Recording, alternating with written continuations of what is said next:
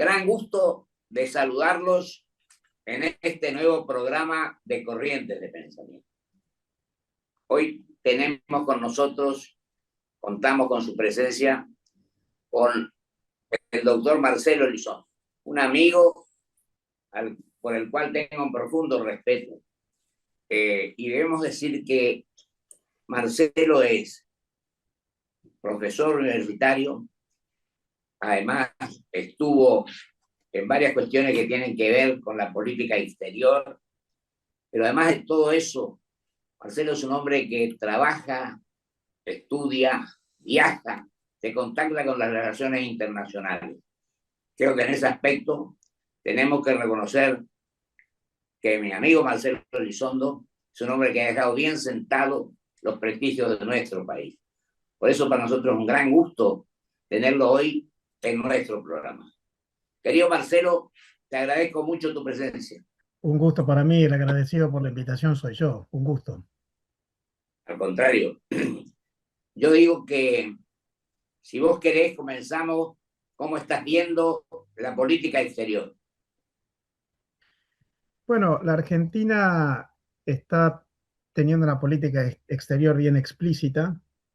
En términos de alineamiento geopolítico está claro que hay una preferencia por el vínculo con Estados Unidos, un vínculo que además está generando resultados, porque allí estuvo el apoyo de Estados Unidos para un nuevo acuerdo con el Fondo Monetario, estuvo el swap, estuvo el desembolso de fondos que el Tesoro de los Estados Unidos hizo en el mercado cambiario argentino el año pasado, el acuerdo bilateral comercial, eh, pero más allá de eso, la Argentina creo que además tiene una clara preferencia por Occidente.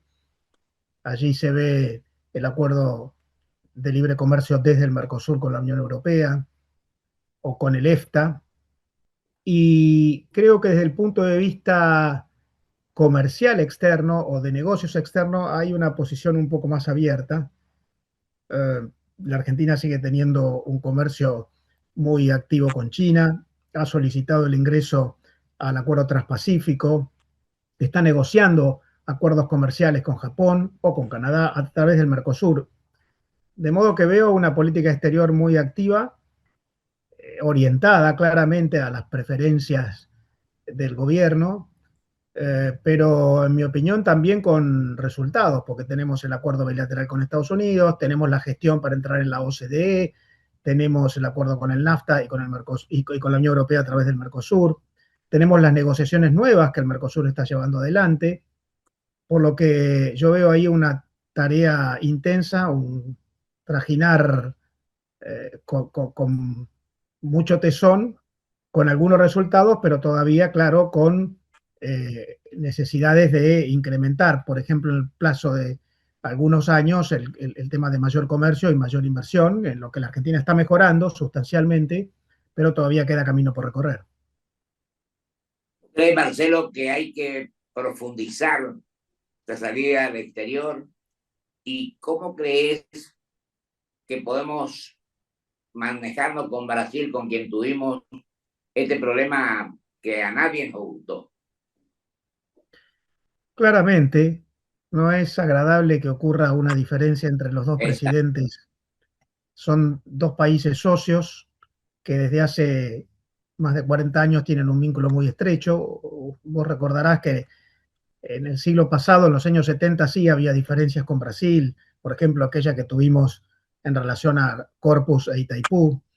Pero después de la venida de la democracia en nuestros países, no han habido grandes diferencias de Estado, pero sí últimamente hemos tenido distancia ideológica entre los presidentes. Eso ya pasó entre el presidente Bolsonaro y Alberto Fernández. Recuerdo al presidente Bolsonaro emitiendo juicios públicos no muy agradables cuando ganó Alberto Fernández. También con el presidente Lula cuando intervino también en la campaña nuestra en favor de Sergio Massa, con algunos gestos diplomáticos, pero gestos al fin. Y ahora creo que hemos llegado a un grado de tensión entre los dos presidentes que es inédito, con las manifestaciones del presidente Milei, que han sido respondidas por reacciones diplomáticas de manifiesto disgusto por parte de Brasil. Milei hizo aseveraciones duras, partidarias, ideológicas contra Lula da Silva, pero Brasil reaccionó con decisiones de Estado, como llamar en consulta al embajador de Brasil en la Argentina, o pidiendo que el embajador argentino en Brasil retorne.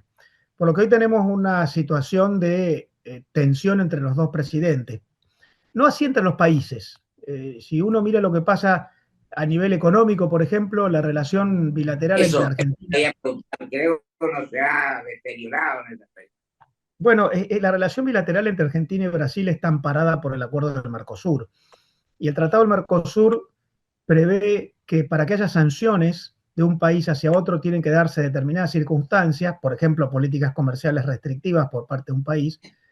No prevé que la enemistad entre los presidentes sea una causal de sanciones, y aún si se pretendiera imponer sanciones, lo que hay que hacer en el Mercosur es convocar a un tribunal de diferencia, de resolución de diferendos, donde están los 4 países representados a través de jueces técnicos que tienen que estudiar la cuestión, por lo que me parece que ahí el Tratado del Mercosur le está dando un amparo al vínculo como para que la dificultad de la enemistad de los presidentes no llegue a problemas entre los países. De hecho, el comercio entre Argentina y Brasil sigue fluyendo, por lo menos hasta ahora, por lo que, bueno, veremos cómo sigue. Yo aspiro a que si esta es una diferencia motivada porque Brasil está en plena campaña electoral, esto después de la campaña electoral atenúe. En Brasil hay elecciones presidenciales en la primera semana de octubre, segunda vuelta si corresponde en noviembre.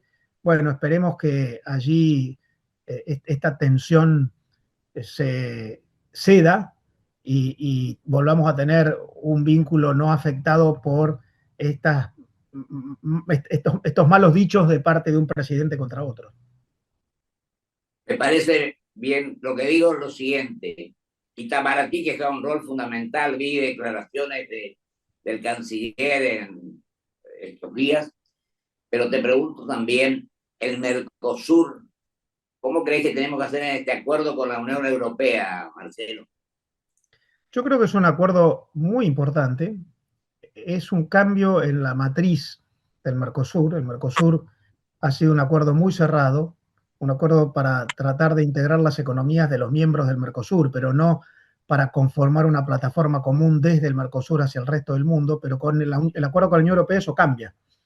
Y ahora se accede a un mercado de 450 millones de habitantes con alto poder adquisitivo, que es la Unión Europea, y eso puede generar grandes flujos de comercio y también de inversiones europeas en la región. Por supuesto, estas cosas no generan cambios de un día para el otro, hay que ir adaptándose, hay que ir creando puentes comerciales entre las empresas. Ahora el sector privado tiene que aprovechar que han bajado los aranceles y que seguirán bajando en el futuro, y que además un acuerdo como este empieza a generar ámbitos de acercamiento en términos administrativos, de cooperación, políticos, económicos. Creo que es una gran oportunidad. Me permito decir que probablemente incluso salva al Mercosur. El Mercosur estaba en un momento de dificultades, de tensión, de diferencias entre los miembros, y bueno, ahora pertenecer al Mercosur es pertenecer al acuerdo con la Unión Europea, lo cual le da más incentivos para formar parte del bloque. Marcelo, me parece muy bien definir este tema y pregunto lo siguiente, vos que sos integrante del CARI, Consejo Argentino para Relaciones Internacionales. Yo cuando me presenté no dije porque sabemos que hay muchas cosas para decir. Yo te pregunto, el tema de las BRIC, que no está a cargo de la comisión interna el embajador Gobi, ¿cómo está funcionando eso que a vos solés referirte a este tema de las BRIC? ¿Te referís al acuerdo de los BRICS? De los BRIC, sí, sí, sí. Bueno, los BRICS, como sabés, es un acuerdo que inicialmente se gestó a través de 4 países: Brasil, Rusia, India y China. Después se incorporó Sudáfrica y luego hace algunos meses, poco más de un año, se amplió e ingresaron otros países. Se hizo más grande. Es un acuerdo político, geopolítico, no es un acuerdo de integración comercial, no es un acuerdo por el cual bajan los aranceles los miembros de los BRICS para los otros socios. Es un acuerdo más de integración de gobiernos, no tanto de economías, que se ha convertido en un espacio poderoso, pero incómodo, porque allí está China, allí está Rusia, en este momento se ha incorporado Irán, Brasil es el país de la región que forma parte de los BRICS, la Argentina estuvo invitada, pero decidió no ingresar, de modo que me parece que es un espacio que tiene importancia en nuestra región, porque Brasil es miembro de los BRICS, pero que de todas maneras no es comparable con otros acuerdos comerciales en los que hay baja de aranceles o incentivo para los negocios. Acá ese no es el caso. En todo caso, los BRICS tienen un banco que promete financiar negocios, pero que todavía no está bien capitalizado, y al cual la Argentina decidió no ingresar. Yo creo que la Argentina ha decidido no ingresar a los BRICS precisamente por la susceptibilidad que puede generar que allí dentro esté Irán, esté Rusia, esté China, países que hoy tienen diferencias de diferente tipo con Occidente y que a la política exterior argentina, muy pro-occidental y pro-Estados Unidos, le resultaría incómoda. Cuando en la presidencia del ingeniero Macri se reunieron en Argentina el grupo de los 20 y después que terminaron las sesiones ordinarias, quedaron Estados Unidos y China para debatir las cuestiones que tenían que ver con la economía mundial. Bueno, la relación entre Estados Unidos y China es una relación eh, difícil de ser comprendida para los que no siguen el tema con profundidad, porque en ese vínculo, y se vio claramente en aquella ocasión en la que hace referencia de la reunión del G20 en la Argentina, incluso hubo un acuerdo entre Estados Unidos y China que se celebró en una cena acá en Buenos Aires entre el presidente Trump y el presidente Xi Jinping. Eh, el vínculo entre los dos países es un vínculo de competencia estratégica, claramente son las dos potencias mundiales que compiten entre sí, y además del punto de vista geopolítico, no solamente del punto de vista económico, quién llega a una posición de liderazgo consolidado antes o en mejor condición, sino además de la competencia económica por ser líder, está la competencia geopolítica por ejercer influencia y evitar la influencia del competidor. Pero en la medida en que eso existe y existe, también hay intereses de los dos países para tener relaciones. De hecho, Estados Unidos negocia con China venderle soja, pero también que China le venda minerales raros. Está en discusión siempre la cuestión de los microchips norteamericanos hacia China, los aranceles que pone el presidente Trump, las críticas con respecto a determinadas políticas chinas en términos de manipulación de la moneda o trabajo que se lleva adelante en condiciones distintas que en Occidente. Bueno, todo eso también forma parte de acuerdos. En aquel momento en Buenos Aires hubo un acuerdo entre los dos presidentes, Xi Jinping y Donald Trump. Como recordarás, no hace mucho tiempo el presidente Trump visitó China y fue recibido por el presidente Xi Jinping, y en breve el presidente Xi Jinping va a los Estados Unidos. De modo que es un vínculo bilateral complejo en el cual hay competencia, hay búsqueda de influencia geopolítica, de predominio y liderazgo, pero también hay búsqueda de convivencia y en algún caso de complementariedad. De hecho, el comercio entre los dos países ha bajado, pero sigue intenso y está afectado por obstáculos que surgen de las diferencias geopolíticas, pero los dos países siguen de distintas maneras vinculados. De hecho, incluso han aparecido ahora lo que se llaman países conectores. Exportaciones que antes iban de China a los Estados Unidos directamente, ahora van de China a algún tercer país como Vietnam y de Vietnam a los Estados Unidos. De modo que el vínculo económico sigue existiendo aún en un marco de competencia, y eso le da a la relación un tenor bastante distinto, que merece ser evaluado profundamente y que siempre está dependiendo de negociaciones entre los líderes de ambos países. Marcelo, ¿y nuestra relación con China?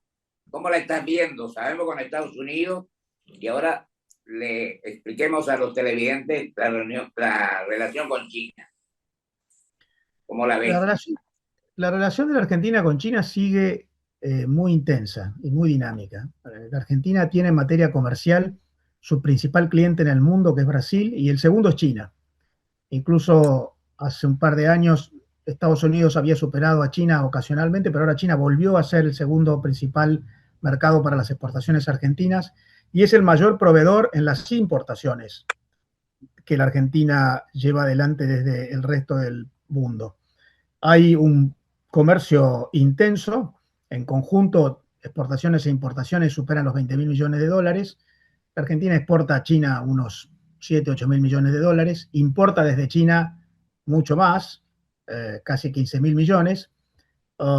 Y la verdad es que, paradójicamente, pese a que el presidente Milei, cuando era candidato, anticipaba que no iba a fomentar el comercio entre Argentina y China, es cierto, no lo ha fomentado, pero la eliminación de obstáculos en general para todo que el gobierno ha puesto en marcha, suprimiendo las IRA, las licencias no automáticas, el impuesto país, la brecha cambiaria, las restricciones surgidas con instrumentos de administración de comercio que fueron suprimidas en la ley bases o en el DNU 70 del año 23, todo eso ha mejorado el vínculo comercial entre los dos países y hoy está, me parece, en un muy buen momento y con mucha fluidez y sin mayores obstáculos. Un apoyo indirecto o intrínseco, digo, del gobierno, porque al eliminar una serie de cuestiones, facilitar el contacto, creo que se tiene que interpretar de esa manera. Querido Yo Marcelo, diría, ¿cómo estás viendo nuestra situación económica? ¿Cómo estás viendo cómo se mueve la oposición?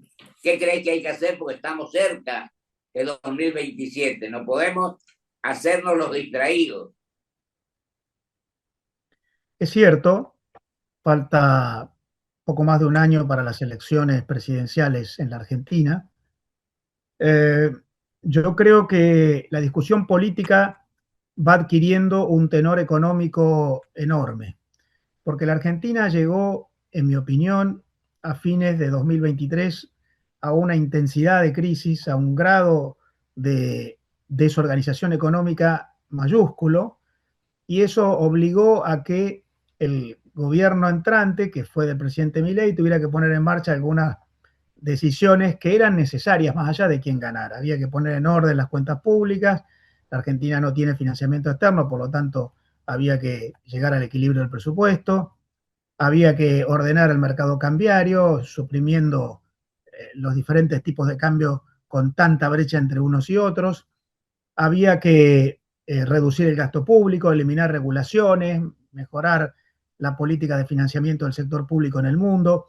Y todo eso se puso en marcha, incluso con un gobierno que, en mi opinión, lleva adelante una política que está basada en cuatro grandes pilares: el orden macroeconómico, el establecimiento de una economía de mercado, la desregulación y la apertura internacional.